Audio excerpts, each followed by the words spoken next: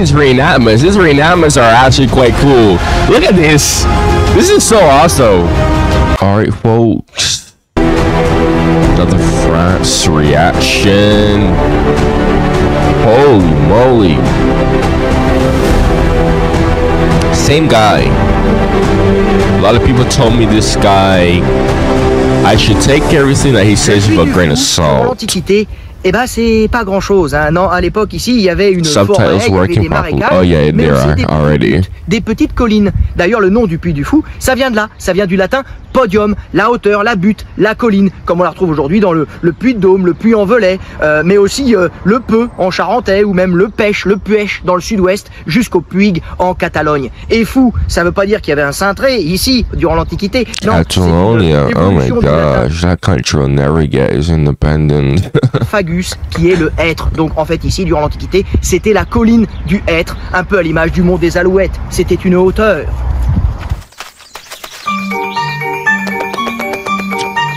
Okay, so looks like we're diving into the Roman amphitheater that I talked about. Mais ici au Puy du Fou, on est sur le territoire des Pictons.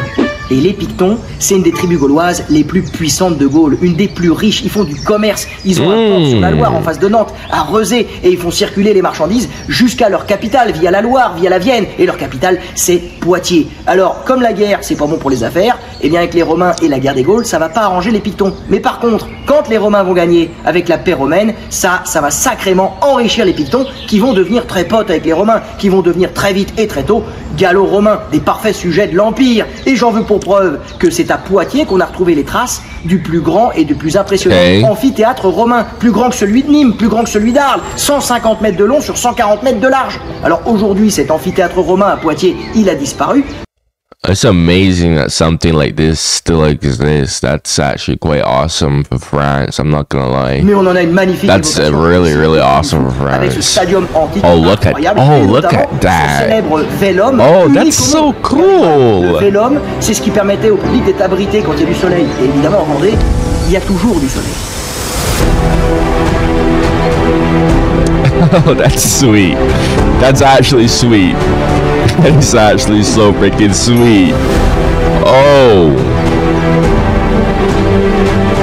I didn't like role playing the. Oh, that's actually awesome.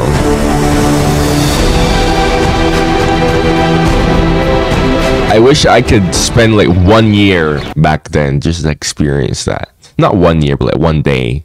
Just to experience that, man. Although the Coliseum probably smelled like piss. Let's be real, or had a bad odor.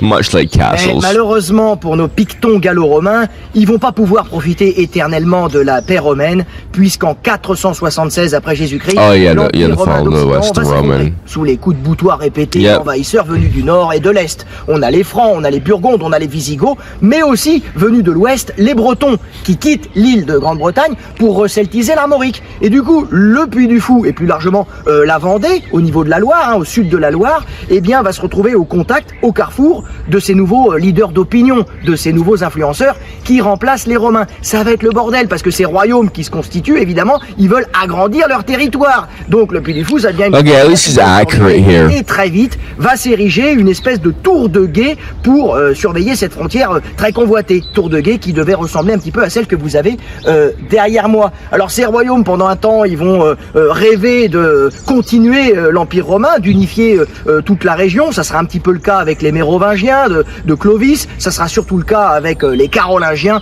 de l'empereur Charlemagne. Là c'est un nouveau César, on a l'impression qu'il a restauré la paix romaine. Malheureusement ça durera que le temps de son règne, surtout que pendant près de 2 siècles... So Charlemagne, it's funny how everybody wanted to impersonate Rome so much. And as impressive as Charlemagne was and his empire, it still wasn't Rome. Like, you had the Eastern Roman Empire there. I mean, no, the Eastern Roman Empire was the Roman Empire. So it's like the Roman Empire simply switched its capital to Constantinople. So as long as the Eastern Roman Empire was there, nobody couldn't really call themselves Rome, hilariously enough. de nouveaux envahisseurs venus de la mer qui vont ravager le territoire en remontant la mer, en remontant les cours d'eau, sont les Vikings. Well, et ça, c'est magnifiquement raconté dans le spectacle gotta be special, I mean, right? Grandiose derrière moi. I already explained the whole thing with the whole Viking, and the whole Northern European supremacy complex that annoys the living hell out of me. I don't feel like talking about that here. Again, go watch my other reaction of France. Same guy here, if you don't know why I said there. Il va donc falloir attendre les environs de l'an 1000 pendant la féodalité pour que le site du Puy du Fou ne se développe véritablement autour d'un château, une motte féodale et d'un seigneur, le premier seigneur du Puy du Fou, chargé de surveiller les environs en cette période tumultueuse de chaos qu'était la féodalité. Et bien figurez-vous que les vestiges de ce premier château, ils sont parvenus jusqu'à nous et ils sont ici, derrière moi. Ils servent maintenant de décor, le bail in the feudal era now. Du Moyen-Âge, avec cet art merveilleux qui était la fauconnerie, très en vogue au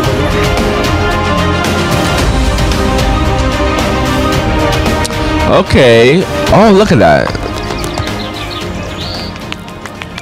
Et comme c'est le bazar, comme c'est le chaos, comme c'est l'insécurité depuis des siècles, eh bien les paysans ont pris l'habitude de venir se réfugier près du château de leur seigneur, dans ce qui va devenir un petit village, le Bourg-Bérard, dont vous avez ici derrière moi une magnifique évocation du XIVe siècle.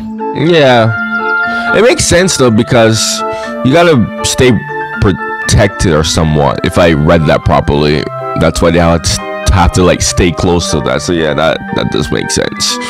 Alors, si aujourd'hui le château du Puy du Fou il est en ruine, bah c'est à cause des Anglais qui vont le détruire et le ravager en 1430 en pleine guerre de 100 ans. Et oui, cette période terrible. Oh, the English. Les Anglais et the English. Okay.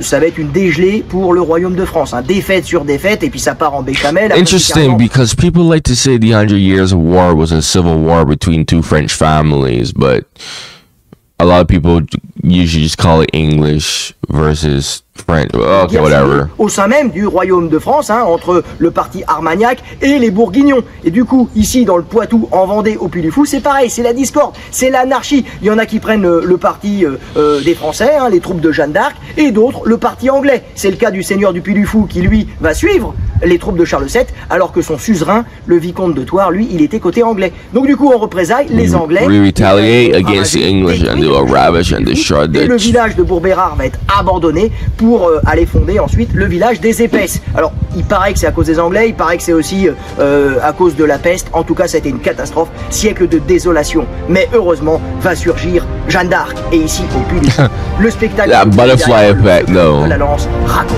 cette épopée. Talk about butterfly effect. Oh, what in the world? What is this? Oh, they're reenacting the... Did he just jump off from that? I would never jump off that height. I would never do that. I don't care how much you're paying me. That looks very tall to jump off willingly. No, thank you.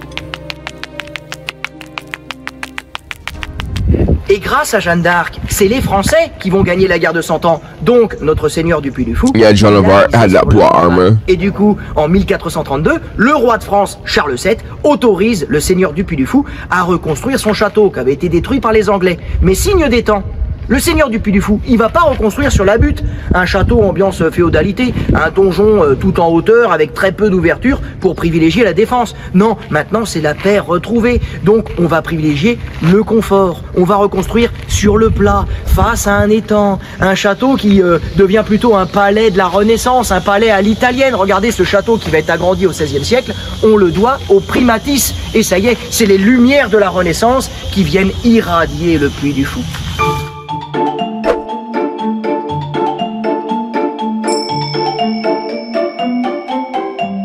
Le Puy du Fou à la Révolution, c'est évidemment une Vendée qui se révolte contre la jeune République française qui dégénère dans le sang en 1793 et surtout en 1794.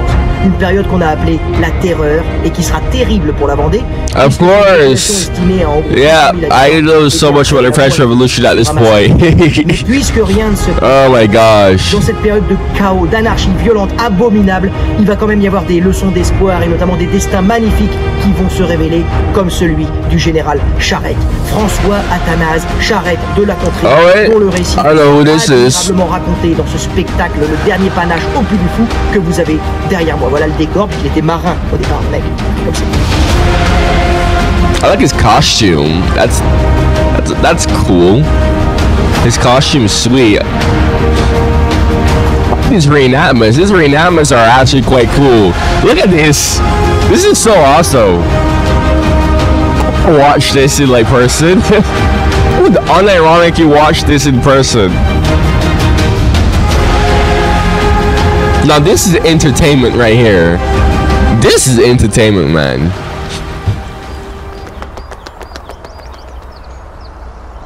Alright, what is she doing now? Le Puy du Fou, à l'époque contemporaine, c'est un territoire qui, à l'image du département, va avoir du mal à se remettre des terribles guerres de Vendée. Donc du coup, la révolution industrielle, eh bien, elle va venir un peu plus tard ici qu'ailleurs. Par exemple, le chemin de fer, il n'arrive qu'en 1866. En 1866, so we'll have to wait for the steam engine. La principale richesse de la région, l'économie d'ici, qui est axée et centrée autour du textile, des filatures, des tisserands, eh bien, ça se confectionne encore à l'ancienne, dans les caves des maisons, comme ici à Malièvre, place des tisserands, justement.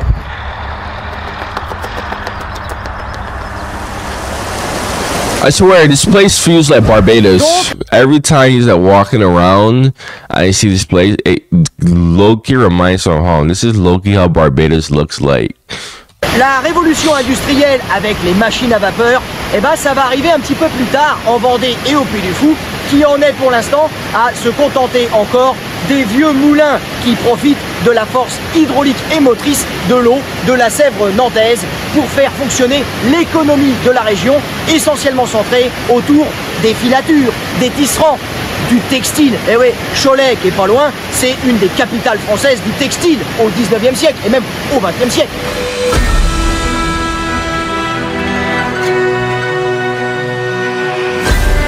What in the heck is this?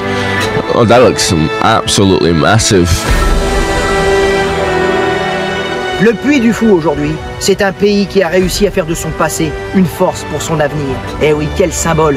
Parce que c'est ici, précisément dans les années 70, devant les ruines du château du Puy du Fou, où tout s'est arrêté à la Révolution, château qui a été incendié en 1794 par les colonnes infernales, eh bien c'est ici que va naître en 1978 la Cinécénie. Et la Cinécénie du Puy du Fou aujourd'hui, c'est chaque été plus de 13 000 spectateurs qui viennent voir près de 4 000 figurants qui vont vous raconter l'histoire du Puy du Fou, mais aussi l'histoire de la Vendée, mais aussi finalement l'histoire de France depuis le Moyen-Âge jusqu'à nos jours, et qui font du Puy du Fou un des lieux de spectacle. Very colorful. It's a nice spectacle. This is actually quite a spectacle. I'm purposely using spectacle because spectacle is a French word. Mais vous avez qu'à venir au So yes, that is a dad joke. Que ces mots ne sont pas usurpés, c'est extraordinaire, et tout a commencé ici, devant le château.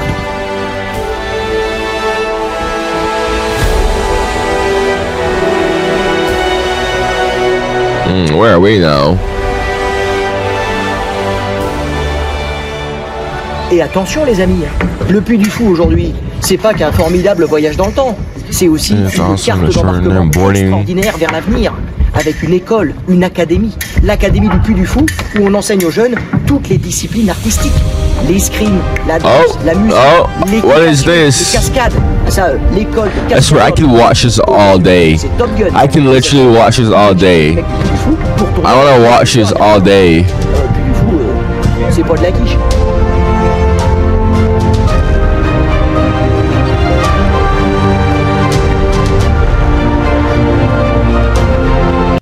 I think that's it. Look, man, if you made it all the way to the end of the video, you know, make sure you like and subscribe.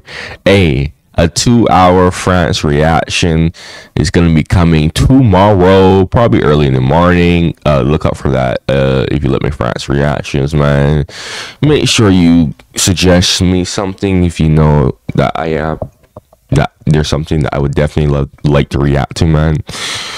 And go check out my other France reactions on my channel, man. Thank you for watching, and goodbye.